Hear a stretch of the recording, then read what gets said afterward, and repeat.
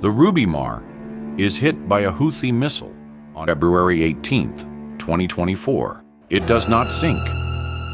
It drifts. For 13 days, the wreck rides the current through the Red Sea, with its anchor dragging on the seabed beneath. When the ship finally goes under, that anchor has severed 3 submarine cables. About a quarter of the internet traffic flowing between Asia, Africa, and Europe drops offline. Almost everything you have done online today, every email, every video, every transfer of money between continents, traveled across a cable about as thick as a garden hose, resting on the seabed. About 99% of intercontinental data goes through them, not satellites, not the cloud, cables. The strangest part of the Ruby Mar isn't that it happened. The strangest part is the cause. The most common reason a submarine cable breaks, by far, is also exactly this: a ship's anchor in the wrong place.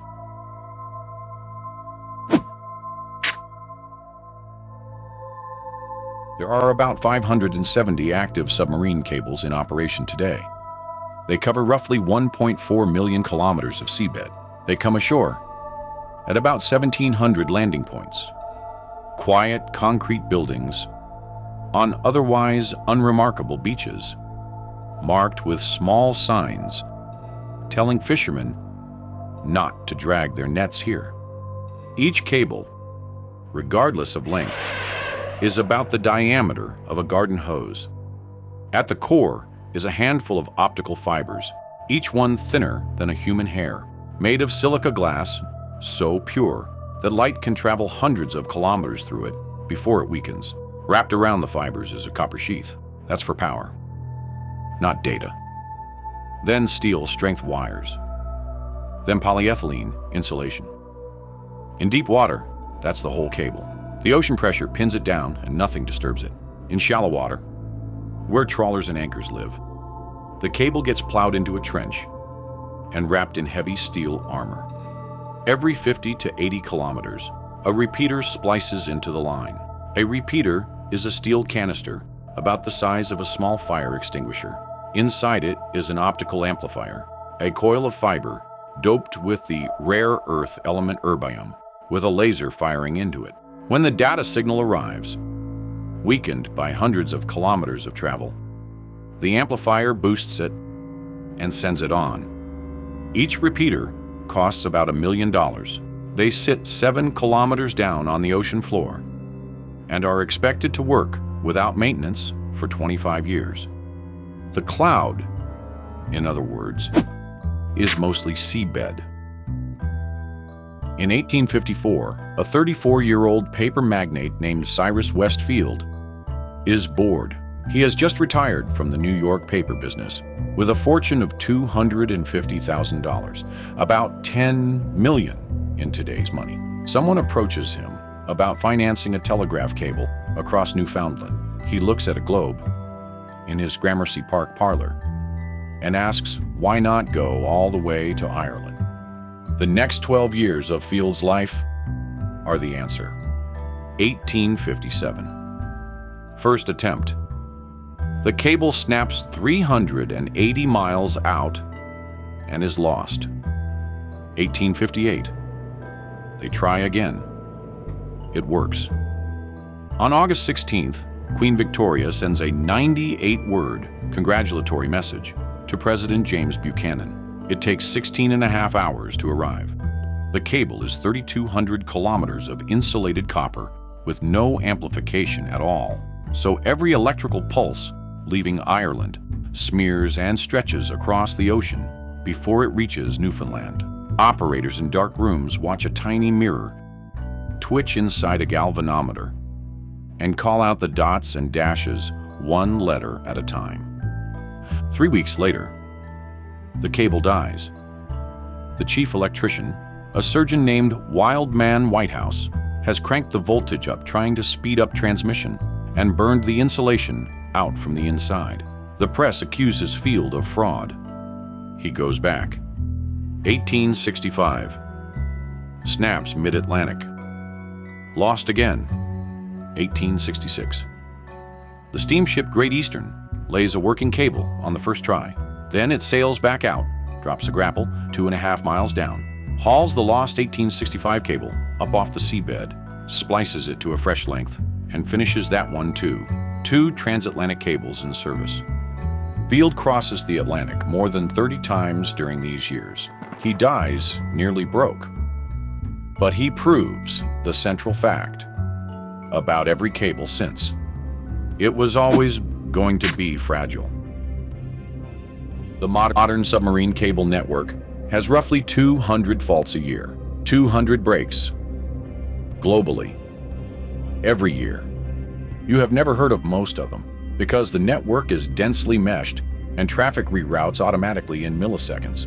Almost none of them make the news. They just get fixed. 70 to 80% of those faults are caused by exactly 2 things: fishing trawlers and ship anchors.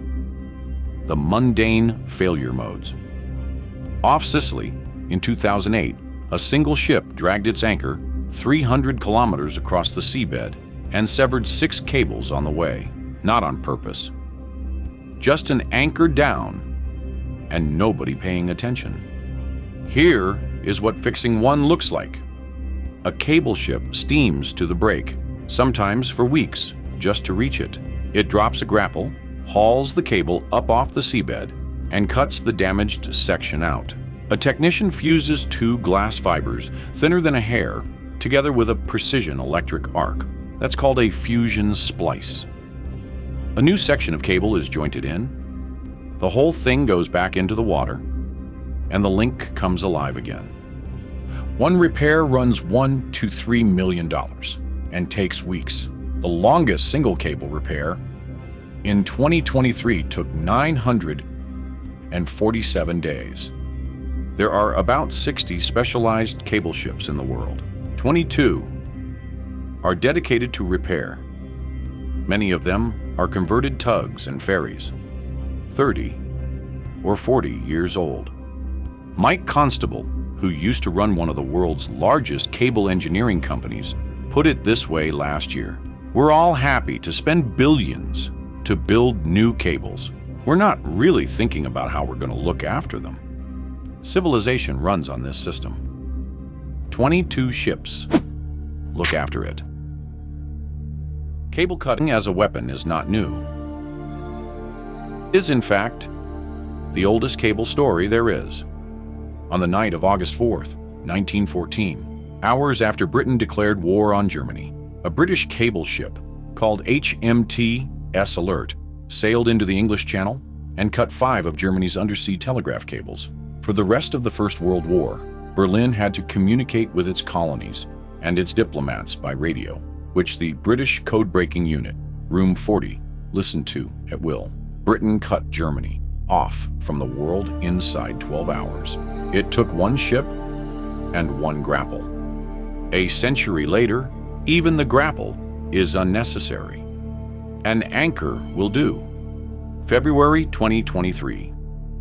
2 Chinese-flagged ships, 6 days apart, sever both of the submarine cables connecting Taiwan's Matsu Islands to the rest of Taiwan. 13,000 residents go offline for 50 days waiting for a repair ship. Lin Xingyue, age 80, told reporters, "Calls cut off midway." It's pretty annoying, but it's more of a problem for the young people glued to their mobiles. February 2024. The Houthi missile, the drifting Ruby Mar, the anchor that takes out 3 cables on its way to the bottom. November 2024.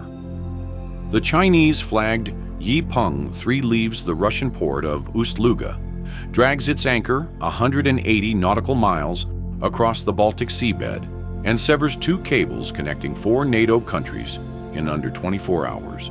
The German defense minister calls it sabotage. The Chinese government calls it an accident. No one boards the ship. Eventually, it sails away. Every one of those incidents looks exactly like a clumsy trawler. That is the point. The most common cause of cable damage for 100 years is now indistinguishable from a deliberate attack. And the repair fleet, again, is too small to keep up. Chapter 5. The New Owners.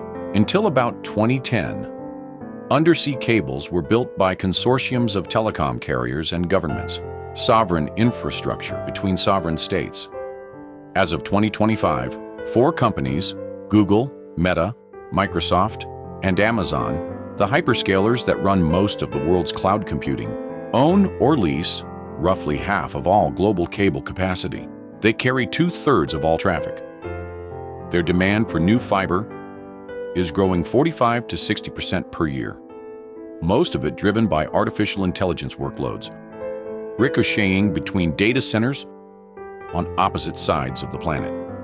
In February 2025, Meta announced Project Waterworth, 50,000 kilometers of cable, $10 billion, the longest undersea cable ever built, connecting 5 continents, owned and used by Meta alone. The thing that grew up as civic infrastructure between countries is being re-privatized quietly by 4 American technology companies. This is not a moral claim. It is a factual one. The most consequential infrastructure on the planet is being reclaimed by private capital faster than almost anyone outside the industry has noticed. The system Cyrus Field thought he was building for nations is no longer a system for nations.